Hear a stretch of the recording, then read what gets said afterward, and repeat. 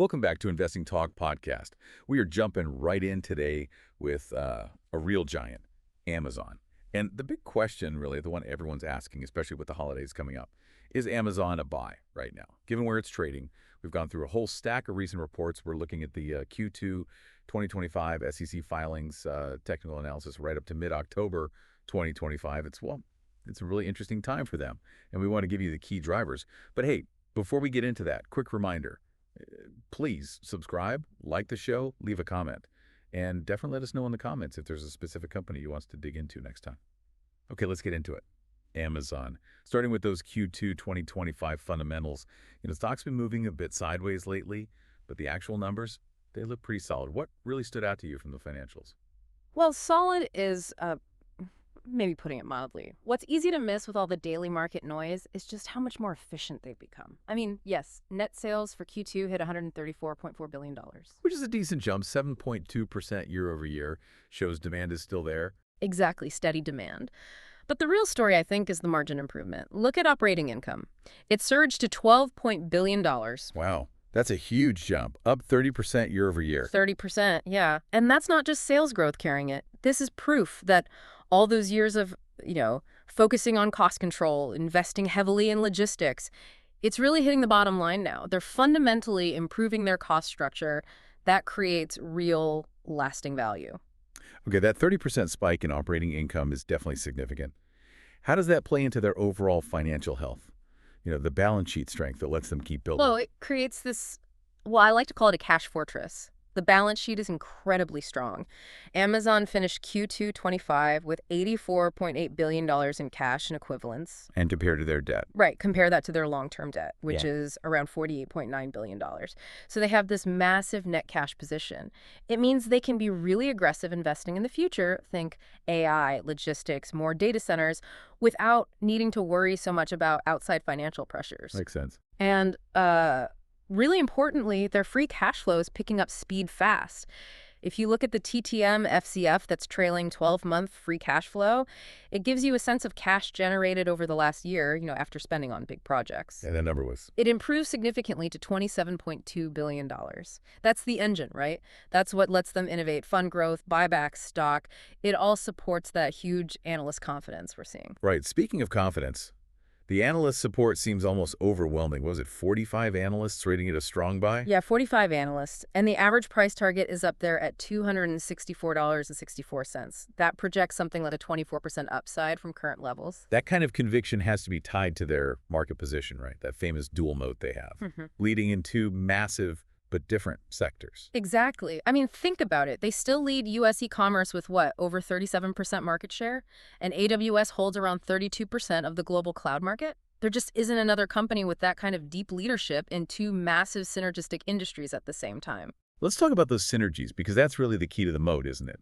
It's not just having two big businesses, it's how they feed each other. It absolutely is. The competitive advantage comes right from that scale. Their logistics network, it's just unparalleled. That allows for efficiencies competitors can't really match. And all that data, it feeds back into AWS. How so? Well, think about their own AI, developed over decades in e-commerce. They use it for fulfillment, for supply chain stuff, and crucially, now they use it to build out AWS's huge AI service offerings. Then you layer the Prime ecosystem on the consumer side. That creates incredible brand loyalty. It's sticky. Okay, so massive strengths. Yeah. But if we tie this back to the stock's kind of sideways movement, you mentioned there's one key growth factor investors are really zeroed in on right now. Yeah, and that's AWS acceleration. That seems to be the main sticking point. The AWS hurdle. Okay, so AWS grew 18% year over year in Q2, hitting $30.9 billion, which sounds great. Why is Wall Street so fixated on that number? Why is 20% suddenly this magic level? It really comes down to perception and the whole AI narrative. Look, 18% growth for a business that size is fantastic, objectively.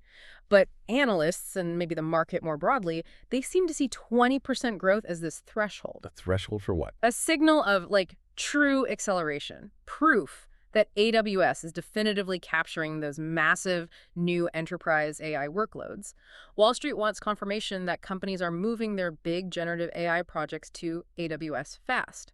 And that usually translates to growth hitting or exceeding that 20% mark. It's the big, immediate hurdle for the next earnings call to really get the stock moving again. That makes sense. It explains why there's maybe some hesitation, despite the strong fundamentals, that cash fortress and the operating income jump. Hmm. Okay, so world-class fundamentals, but this near-term growth, question mark. Let's shift then from the long-term picture to the immediate trading outlook. As of mid-October 2025, what's the chart telling us? Well, the technical picture is pretty interesting because it mirrors that exact tension, the long-term belief versus the short-term, let's wait and see. How does that show up? So in the very near term, the stock's actually showing a bearish pattern. It's trading below its 9-day EMA, that's the exponential moving average. Right, the short-term trend line. Exactly. Trading below it suggests some selling pressure, some short-term weakness. Traders are maybe feeling a bit cautious. Okay, so near-term caution. Hmm. But what if you zoom out a bit? What's the bigger picture say? Zooming out, the story is much more positive. The stock is still firmly above its 200-day moving average, and that's really the key institutional benchmark for long-term health. It confirms the longer-term bullish trend is basically still intact. So this sideways action is what? Just consolidation? Yeah, I'd say it looks like typical accumulation, maybe some consolidation ahead of potentially big catalysts. The market's kind of gathering itself. Okay, so what are the key levels traders are watching right now? Yeah. The support and resistance. Right now, the immediate risk and rewards seem framed by some clear levels. We've got key support identified around $216, with maybe stronger support down near $210. And on the upside? On the upside, resistance is around $222.20, and then the really critical breakout point seems to be $228. That $228 level. That's what momentum folks are watching. A solid close above that would likely signal that the market's digested the short-term worries and, the bulls are back in charge. And what about momentum itself? Is the stock looking stretched already, or is there fuel left in the tank if things turn positive? We look at the RSI, the Relative Strength Index. It's currently sitting around 40.12. Which is actually pretty healthy. It's near oversold territory, but it's not extreme at all. It suggests that if momentum does turn positive, say if earnings are strong, there's plenty room for a really powerful rally before it starts looking overbought. Okay, potential energy building up, but it needs a spark, right? Yeah. What are the key catalysts coming up soon that could actually break it out of this, say, $210 to $230 range? Yeah, there are actually 4 really critical events packed into the next couple of months, starting very soon. Okay, number 1. First, and probably most critical, the Q3 earnings report. That's coming up in late October 2025. Investors are laser-focused on seeing continued margin improvement and, of course, that AWS growth number.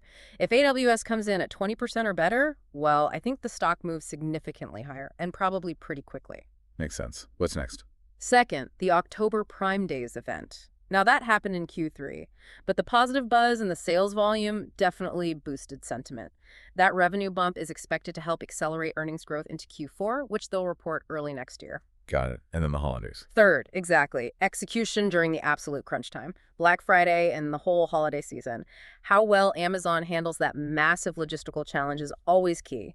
Strong performance there should boost both revenue and earnings per share through the end of the year. And the fourth catalyst. Finally, we're seeing signs of institutional conviction firming up. You look at filings, large investors like Pure Financial Advisors LLC, for example, were reported as net buyers in Q3.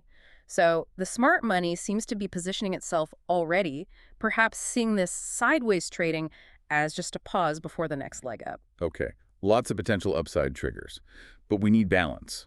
Before we fully buy into that, very bullish 9 out of 10 rating you mentioned earlier, what are the main risks? What could go wrong?